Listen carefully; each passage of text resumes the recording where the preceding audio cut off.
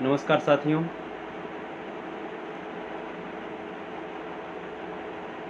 देश के समस्त सम्मानित बुद्धिजीवी, मेहनती, प्रतिष्ठित नागरिक, हमारे गौरवशाली बिहार के समस्त मतदाता, सभी भाइयों को, माताओं, बहनों को भारतीय सब लोग पार्टी की तरफ से कोटि कोटि प्रणाम करता हूँ। आज का विषय है बिहार विधानसभा चुनावी परिचर्चा 2020। बिहार विधानसभा चुनाव काफ़ी नज़दीक आने वाली है। इसको लेकर के तमाम पार्टियां जो वादे हैं उसका बड़ा बड़ा पेज तैयार कर चुके हैं।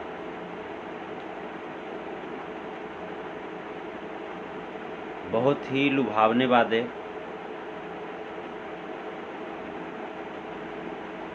सपनों का बिहार, विकसित बिहार, तमाम बड़ी बड़ी बातें।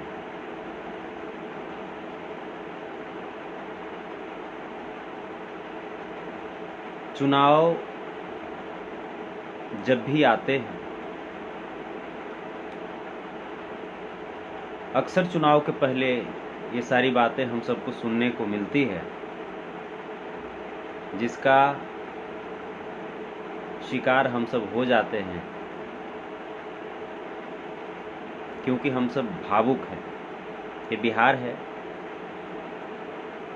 यहाँ की मिट्टी में एक भाव उपजती है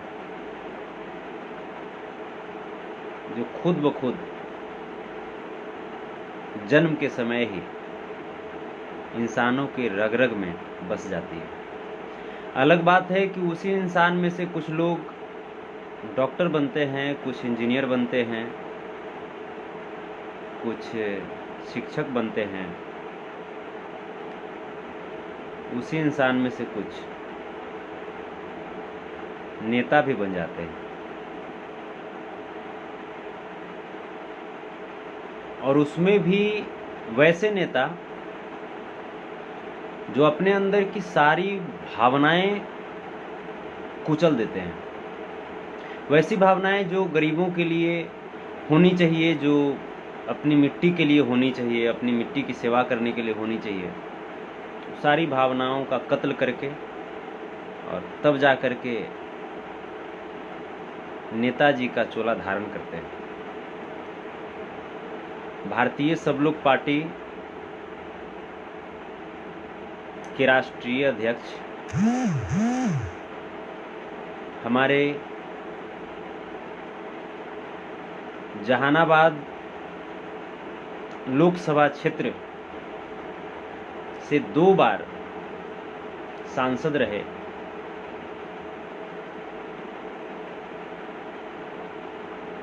माननीय श्री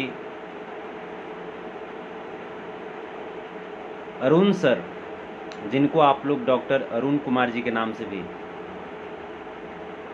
काफी अच्छी तरीके से जान रहे हैं। हमारे भारतीय सब लोग पार्टी के बिहार प्रदेश के अध्यक्ष, उन्हें अध्यक्षा कहा जाना चाहिए, जो बिहार सरकार में 2 बार मंत्री रही, भारत सरकार का जो पार्लियामेंट्री चुनाव होता है उसमें 1 बार सांसद बनी। बहुत ही ईमानदार और कर्मठ व्यक्तित्व की नेत्री डॉक्टर रेणु कुशवाहा मैम,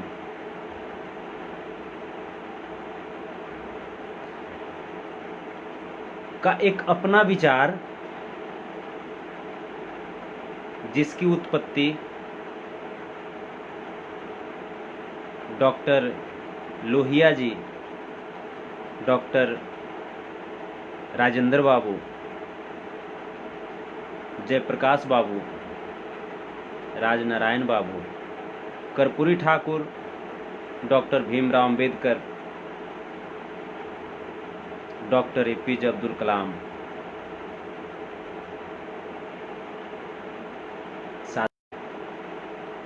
संचार मंत्री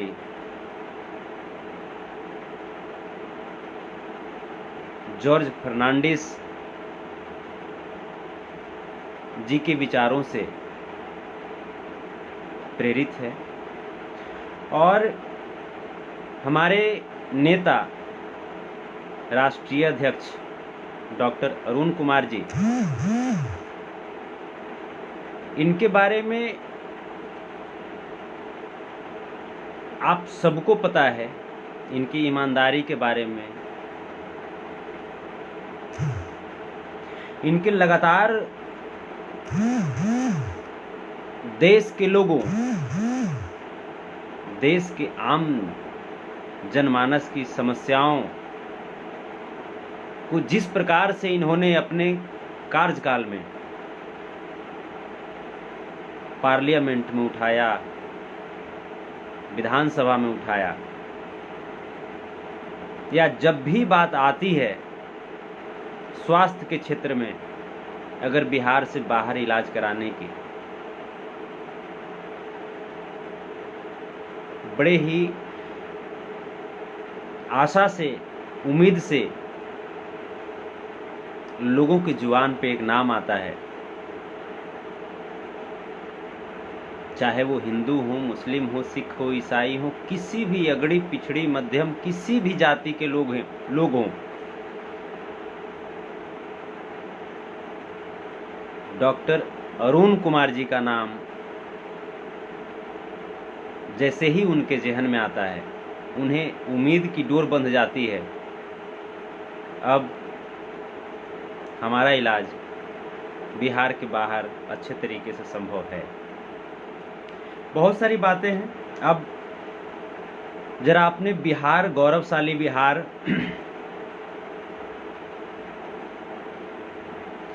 वो एक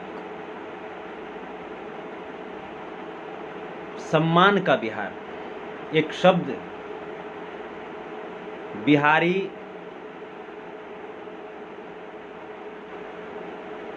जिसके लिए हमारे पूर्व प्रधानमंत्री अटल बिहारी वाजपेयी जी ने कहा था, मैं अटल हूं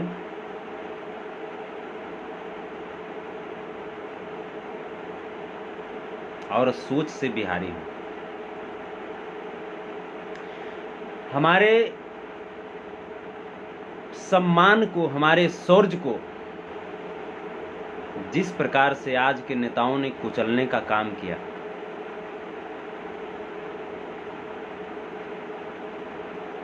हमारे बिहारी शब्द जिस पे गर्व होता था हम सबों को, आज उस शब्द को शर्मसार करके हर जगह अपमानित किया हम सबों को।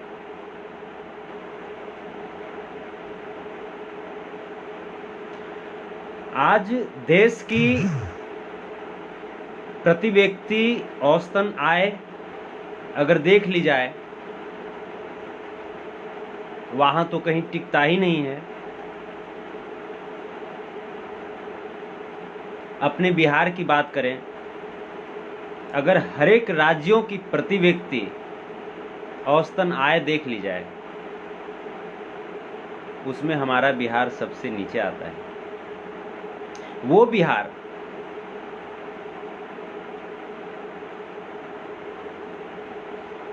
जो कभी मुगलों के शासनकाल में व्यापार का मुख्य केंद्र माना जाता था।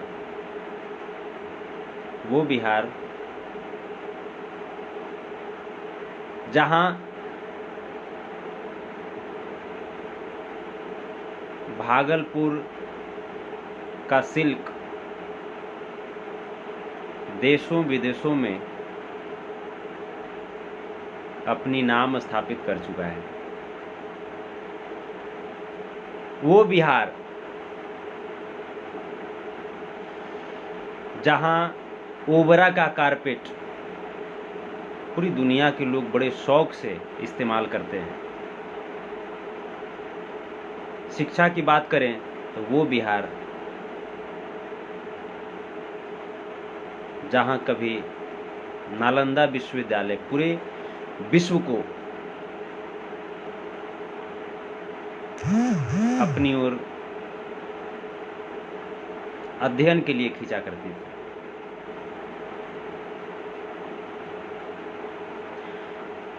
वो बिहार जिसने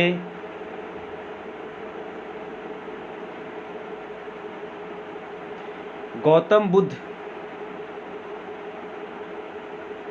जैसे महान इंसान को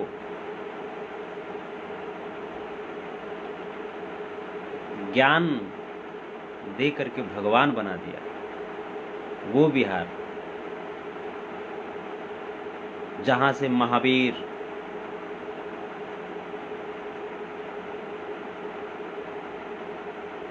पूरे विश्व में एक अलग प्रकाश, ज्ञान की प्रकाश बांटते हैं। राजनेताओं की बात करें, वो बिहार जो हिंदुस्तान को प्रथम राष्ट्रपति देता है, वो बिहार जहां जन्म लेकर जयप्रकाश नारायण जी पूरे हिंदुस्तान नहीं बल्कि पूरे विश्व में राजनीति को एक अलग मुकाम पे ले जाते हैं, जन सेवा को एक अलग मुकाम पे ले जाते हैं।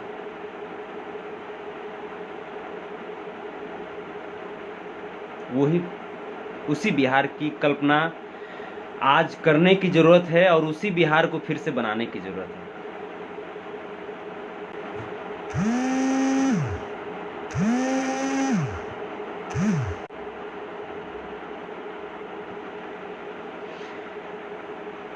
अभी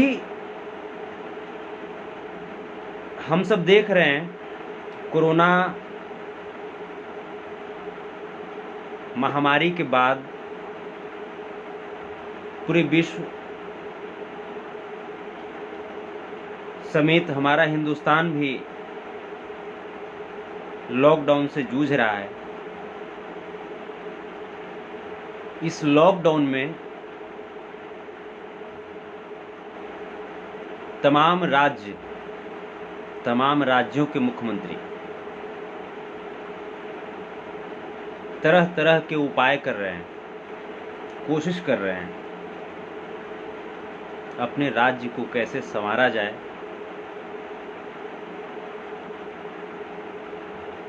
अपने जनमानस को कैसे बचाया जाए।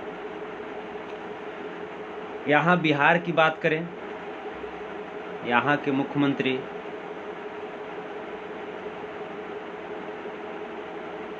साफ साफ हाथ पसार देते हैं, बोलते हैं हमारे पास तो संसाधन ही नहीं है।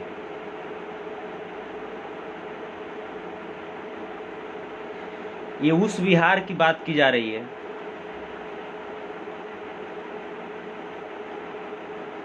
जहां पे कभी संसाधनों का भंडार हुआ करता था। थोड़ा सा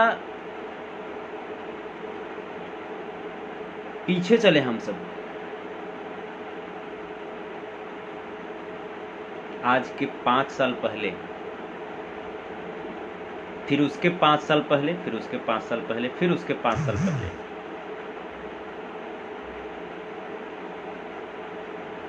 एक स्टेज जब पीछे जाएंगे, हर स्टेज पे सरकार बनती है, उस वक्त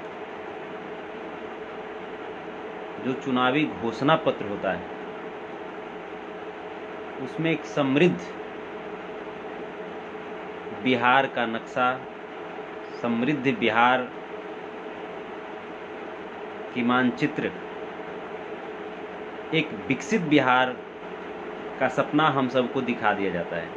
होता क्या है, अभी हम सब देख रहे हैं। हम सबको जागने की जरूरत है, जागे हैं, अभी और जागने की जरूरत है। भावुकता में लिया गया फैसला आज हमें 1200 किलोमीटर पैदल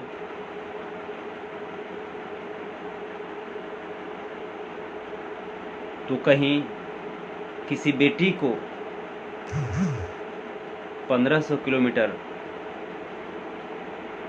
भूखे प्यासे साइकिल चला करके घर आने को मजबूर कर दिया। उसी भावुकता में लिए गए फैसले ने हमें अपनों से दूर कर दिया। आज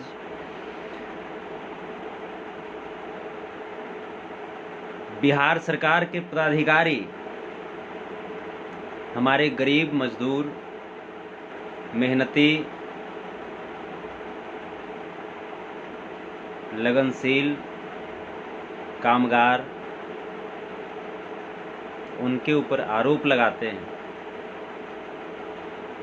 वो आ करके दूसरे राज्यों से और बिहार को बर्बाद कर रहे हैं। कहाँ तक सही है आप समझ सकते हैं इस बात को।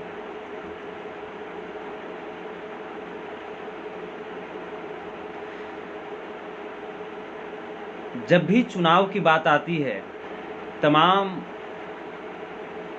सुविधाएं दे करके, तमाम लुभावने बातें करके आपको बुलाया जाता है, आपसे आपका मत लिया जाता है।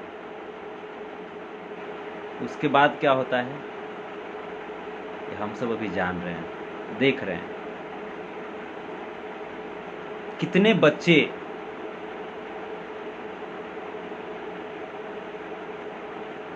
अपनी मां को खो दिए। ये अलग बात है कि मुजफ्फरपुर जंक्शन पे एक बच्चा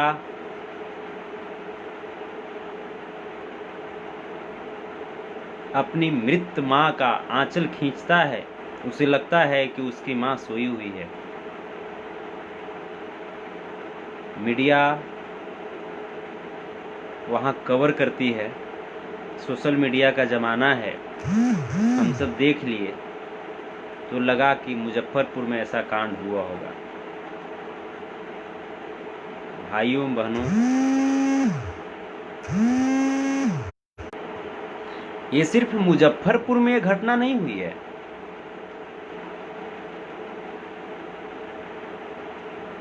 लाखों लाख की संख्या में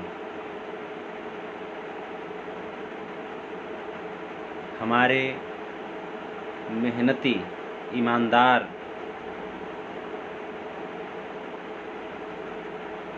बिहार की निर्माण करने वाले, देश की निर्माण करने वाले सच्चे सिपाही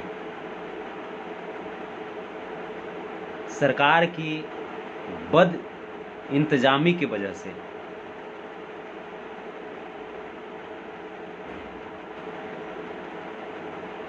मौत के घाट उतार दिए गए।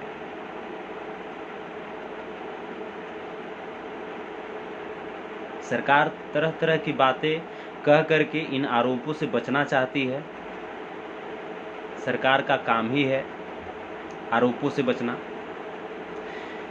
थोड़ी सी हम लोग अपने पार्टी की तरफ से एक प्रकाश डालेंगे कि आखिर जो 3 करोड़ की संख्या में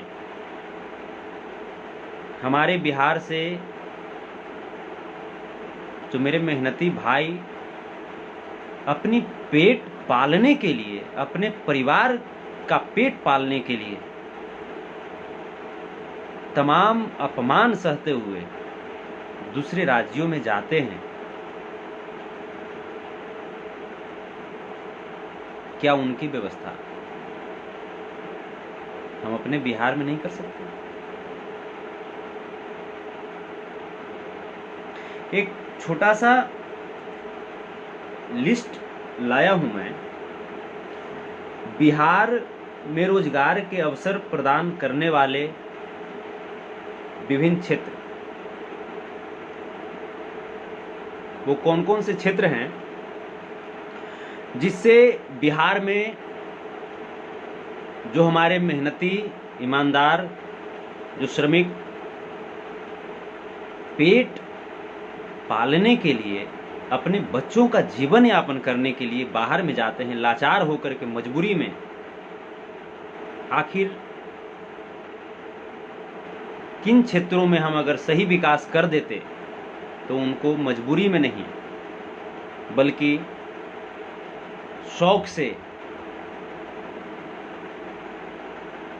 और पर्यटन के हिसाब से अपने मन माफिक उनको बाहर जाने की आज़ादी मिलती। प्रकाश डालेंगे कृषि का क्षेत्र। कृषि के क्षेत्र की बात करें तो करीब 1 करोड़ रोजगार के अवसर हैं। 1 करोड़ लोगों को हमारा कृषि का जो क्षेत्र है बिहार, रोजगार की अवसर प्रदान कर सकता है। यहाँ तो देख रहे हैं कि तमाम सरकार लगातार घोषणाएं कर रही है, तो उधर चीनी मिल जो कभी बिहार के लिए बहुत से रोजगार के अवसर पैदा करते थे, चीनी मिल को बंद कर दिया गया।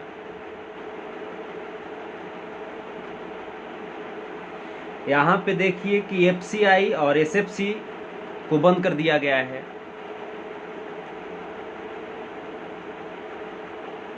Food corporation of India, state food corporation बंद कर दिया गया है। हमारे नेता डॉक्टर अरुण कुमार जी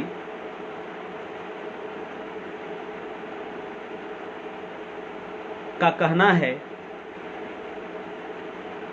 हमारे घोषणा पत्र में ये शामिल है, कृषि एक ऐसी क्षेत्र है जिसका विकास करके हम किसी प्रदेश का, किसी राज्य का, किसी देश का काफी हद तक विकास कर सकते हैं। चाहे कितना भी पैसा आप कमा ले, खाने के लिए आपको चावल ही चाहिए, खाने के लिए आपको रोटी ही चाहिए, खाने के लिए आपको दाल ही चाहिए, सब्जी ही चाहिए। कृषि पे एक नजर रखना बहुत जरूरी है, लेकिन सरकार बिल्कुल सोई हुई है। किसान आत्महत्या कर रहे हैं, फसल कभी सुखाड़ से तो कभी दहाड़ से बर्बाद हो रही है।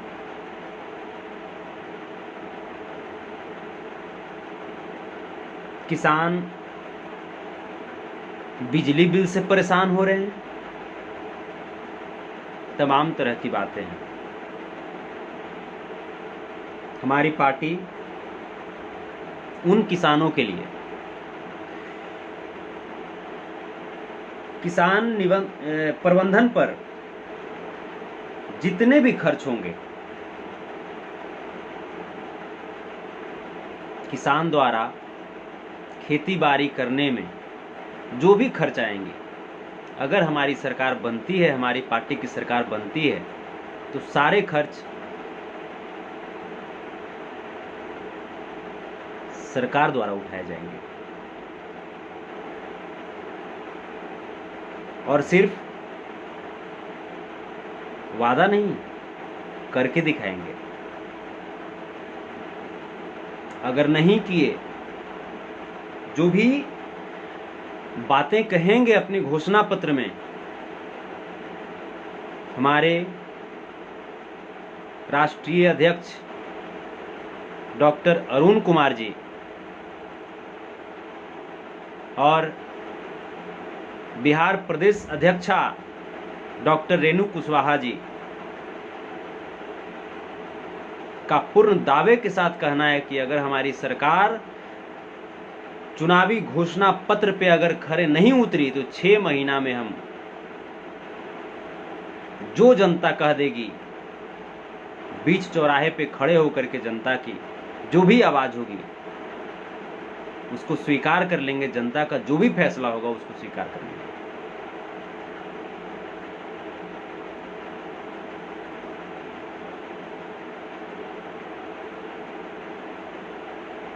कृषि के क्षेत्र की बात करें तो जो एफसीआई और एसएफसी सरकार ने जो बंद की है, पिछले 10 साल से बंद है, उसको फिर से चालू करेंगे और चालू ही नहीं करेंगे बल्कि पूरी मजबूती के साथ चालू करेंगे।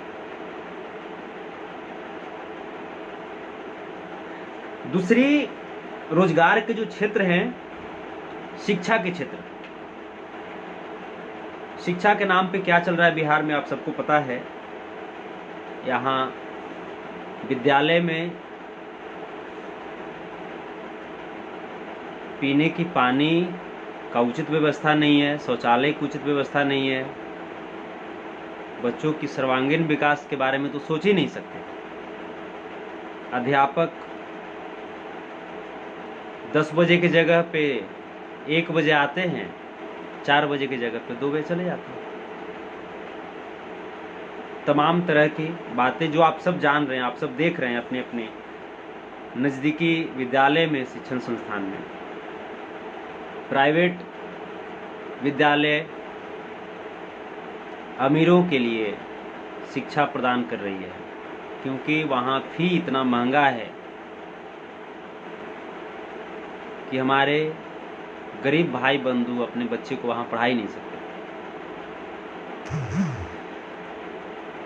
यहाँ पे रोजगार की बात करें तो करीब करीब 50 से 60 लाख लोगों की रोजगार यहाँ पे मिल सकती है अगर सही तरीके से, अगर शिक्षा के क्षेत्र में अगर काम किया जाए तो 50 से 60 लाख लोगों की रोजगार की अवसर यहाँ पे है। शिक्षा के लिए हमारे राष्ट्रीय अध्यक्ष और बिहार प्रदेश अध्यक्षा ने तय किया है कि नर्सरी से लेकर के ग्रेजुएट तक की क्वालिटी एजुकेशन, गुणवत्ता वाली शिक्षा, ये नहीं कि सिर्फ नाम की शिक्षा नहीं, गुणवत्ता वाली शिक्षा जो है नर्सरी से लेकर के ग्रेजुएट तक मुफ्त देंगे और ऐसी योजनाएं बनाएंगे जिससे हम अपने बच्चों को विद्यालय तक लाएंगे और सिर्फ विद्यालय तक लाएंगे ही नहीं बल्कि उनका सर्वांगीण विकास करेंगे। स्वास्थ्य की अगर बात करें, यहाँ पे अगर doctor, technicians, medical staff, nurse, compounder, इनकी बात करें तो करीब करीब 25 से 30 लाख सीट वैकेंट है। 25 से 30 लाख लोगों का रोजगार इस क्षेत्र में दिया जा सकता है। अगर चतुर्थ वर्गीय की बात करें तब तो यहाँ भी 1 करोड़, लगभग 1 करोड़ की संख्या में यहाँ भी रोजगार की संभावनाएं हैं और बिल्कुल हैं। सरकार अगर चाहे तो हमारे यहाँ भी स्वास्थ्य के क्षेत्र में बहुत सारे लोगों को रोजगार दे सकती है। यहाँ पे हमारे नेता डॉक्टर अरुण कुमार जी, जो हमारे भारतीय सब लोग पार्टी के राष्ट्रीय अध्यक्ष भी हैं, इनका खुल करके कहना है कि जिस प्रकार की शिक्षा, जिस प्रकार की स्वास्थ्य और जिस प्रकार की कानून व्यवस्था आप सोचते हैं अपने दिमाग में, अगर उसको इम्प्लीमेंट करें ईमानदारी से,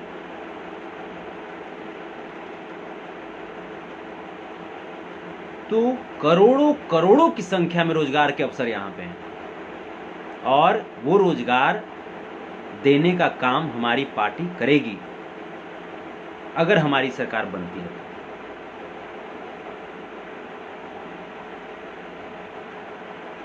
मल्टी स्पेशलिटी हॉस्पिटल, जैसे पटना में बहुत सारे हॉस्पिटल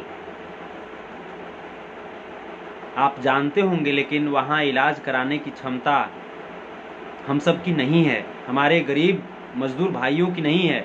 वो सिर्फ बाहर से जाते हैं, देखते हैं और एक अच्छा सा एक बिल्डिंग समझ करके मन कचोट जाती है उनकी और अंततः वो चले जाते हैं उस सरकारी हॉस्पिटल में जहाँ पे न तो बेड की सुविधा है, न तो उचित इलाज की सुविधा है, न तो दवाइयाँ की सुविधा है, ना तो समय पे डॉक्टर आते हैं, न तो सफाई है। वहाँ पे घोर भ्रष्टाचार है।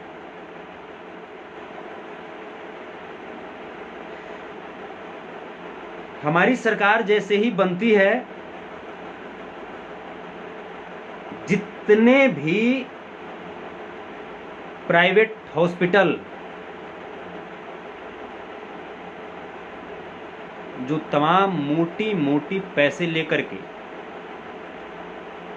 मरीजों का खून चूस जाती है, वहां पे वो पैसे आपको नहीं बल्कि वो पैसे सरकार के तरफ से आपके लिए दिए जाएंगे, आपको देने की जरूरत नहीं है।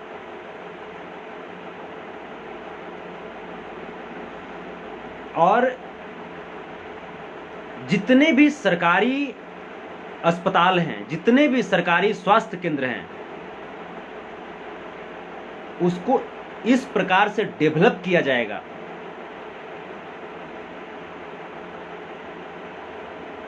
कि हमारे एक एक बिहारी भाई बहन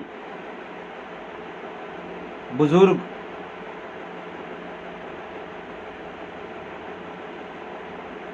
सारे के सारे स्वास्थ्य को लेकर के बेफिक्र हो जाएंगे और स्वास्थ्य की सारी जितनी भी खर्च है वो सरकार उठाएगी। सिर्फ कहते नहीं है, करेंगे। सरकार आ जाने दीजिए। पर्यटन की बात करें, बिहार पर्यटन का बहुत ही बड़ा केंद्र रहा है। चाहे वो बोध गया की धरती हो, चाहे वो नालंदा हो, चाहे वो राजगीर हो, चाहे वो पश्चिमी चंपारण हो, चाहे वो भागलपुर हो, चाहे वो वैशाली हो, चाहे वो सासाराम हो, चाहे वो मनेर हो, समूचा बिहार पर्यटन का बहुत बड़ा केंद्र है। और अगर हम पर्यटन का समुचित विकास करें पर्यटन के क्षेत्र में, तो यहाँ पे करीब करीब 10 लाख से ज्यादा रोजगार की संभावनाएं हैं।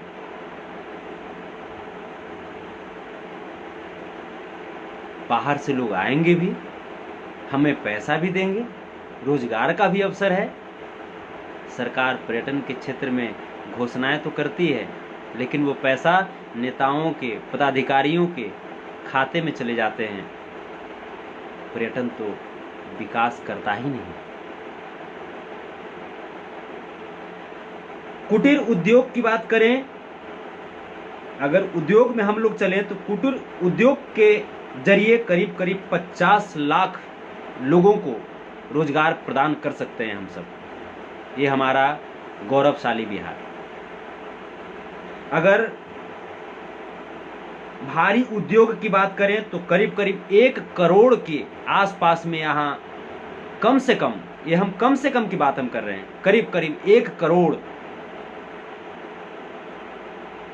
लोगों की रोजगार की संभावनाएं यहाँ भी है। अगर हम कल कारखाने की बात करें तो 1 से 2 करोड़ की रोजगार की संभावनाएं यहाँ भी दिखती है। कल कारखाने की बात करेंगे तो सरकार क्या करती है, किसानों की उपजाऊ जमीन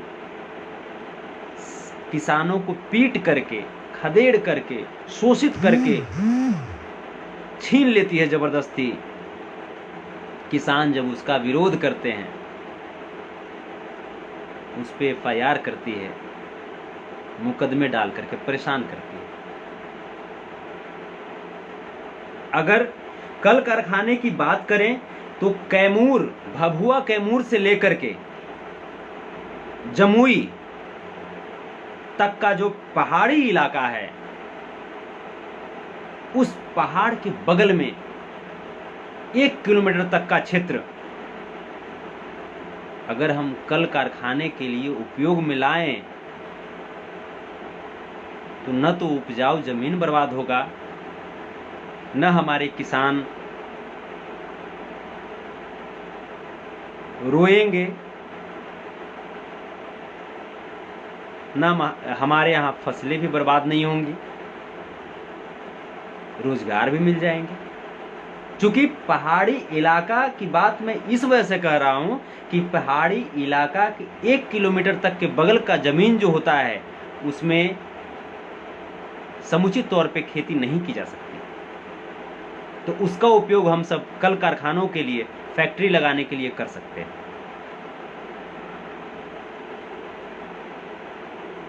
अब बात आ जाए सांस्कृतिक प्रकोष्ठ की, अगर बात आ जाए, बिहार में अगर फिल्म सिटी का निर्माण किया जाता है, चूंकि ये हम सबको पता है, चूंकि हम उस क्षेत्र से हैं भी, भोजपुरी फिल्म के क्षेत्र से हम हैं भी, अगर बिहार में फिल्म सिटी का निर्माण किया जाता है तो यहाँ पे करीब करीब 50 लाख लोगों की रोजगार की संभावना है फिल्म सिटी के निर्माण में। आप समझ सकते हैं, अभी आप समझते जाइए कहाँ कितना रोजगार की संभावनाएं हैं, सरकार क्या कर रही है। जो यहाँ के कलाकार जो बॉम्बे, गुजरात, उत्तर प्रदेश, मध्य प्रदेश, हैदराबाद जा करके शूटिंग करते हैं, अगर यहाँ एक फिल्म सिटी का निर्माण कर दिया जाए तो हम करीब करीब 50 लाख लोगों को रोजगार का अवसर प्रदान कर सकते हैं। 50 लाख लोगों के लिए रोजगार की सुविधा दे सकते हैं उन्हें। लेकिन होता क्या है, सरकार सिर्फ वादा करती है, सरकार सिर्फ बातें करती है, काम करती है क्या? नहीं करती है। ये बहुत सारे भी सेक्टर हैं। अगर हम बात करें खेलकूद की बात करें, जो कि हमारे सर्वांगीण विकास में ये भी एक महत्वपूर्ण रोल अदा करता है। खेलकूद की बात करें, यहाँ पे अगर स्टेडियम बनाए जाएं, यहाँ पे अगर खेलकूद की तमाम क्षेत्र में ध्यान देकर के विकास किया जाए तो यहाँ पे करीब करीब 25 लाख लोगों के लिए रोजगार के अवसर निकल करके आते हैं।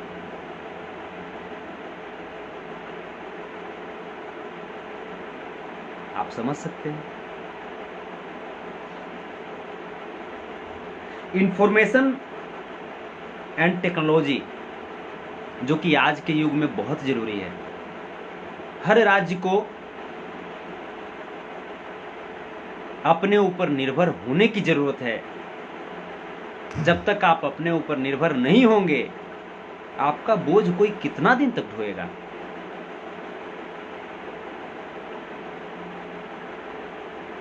हमारे ईमानदार गरीब जनता ने आपको वोट देकर के उस जगह पे पहुंचाया। आपका धर्म बनता है आप उनके लिए राज्य का विकास करें, घोटाला नहीं करें। राज्य का विकास करें, विकास करके उनको रोजगार के नए नए अवसर प्रदान करें, ताकि वो अपने बच्चों से, अपने परिवार से दूर जा करके घुट घुट करके मरने पे मजबूर ना हो।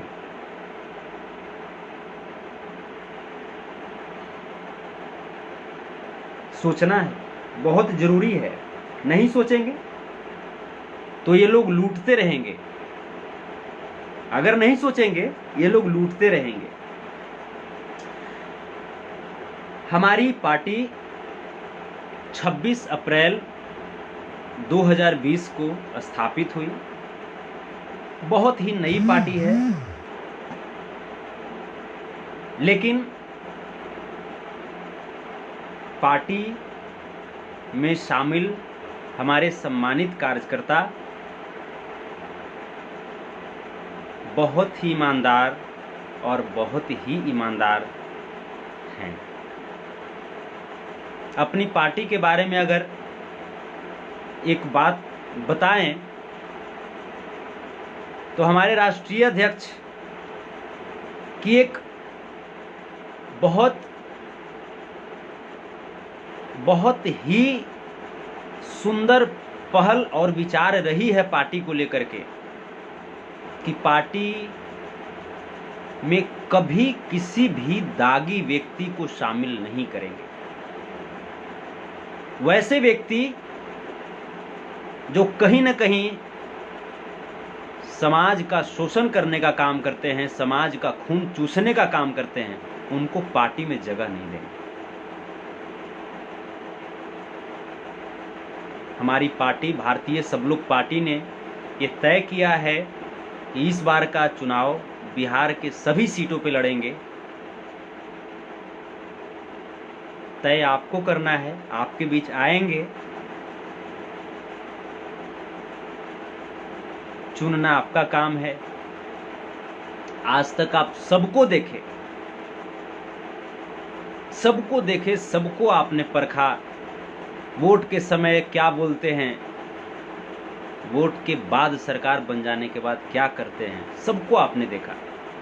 एक बार सिंगल टाइम भारतीय सब लोग पार्टी को मौका दीजिए। अगर किए गए घोषणा पे अगर खरे नहीं उतरे तो 6 महीना में इसी पटना के डाक बंगले चौराहे पे खड़े हो जाएंगे और जो सजा आपको देनी होगी आप दे सकते हैं। एक सुंदर, एक स्वर्णिम बिहार का निर्माण करने का मौका दीजिए। कानून व्यवस्था पूरी तरीके से यहाँ हिटलर शाही हो गई है। नित्यदिन हत्याएं होती है, डकैती होती है, लूट होती है। बिल्कुल निरंकुश सरकार हो गई है। कानून व्यवस्था सिर्फ नाम की हो गई है। बिहार शर्म से रो रहा है आज। क्या हम सब ऐसे ही बिहार के लिए इतना मेहनत से धूप में, बरसात में, ठंड में खड़े होकर के पंक्ति दर पंक्ति मतदान किया करते हैं? सोचने की जरूरत है। तमाम तरह के लुभावने वादे अपने अपने घोषणा पत्र में लोग करते रहेंगे। देखना आपको है, समझना आपको है कि क्या इसके पहले वे अपने घोषणा पत्र पे खरे उतरे हैं। बहुत बहुत धन्यवाद।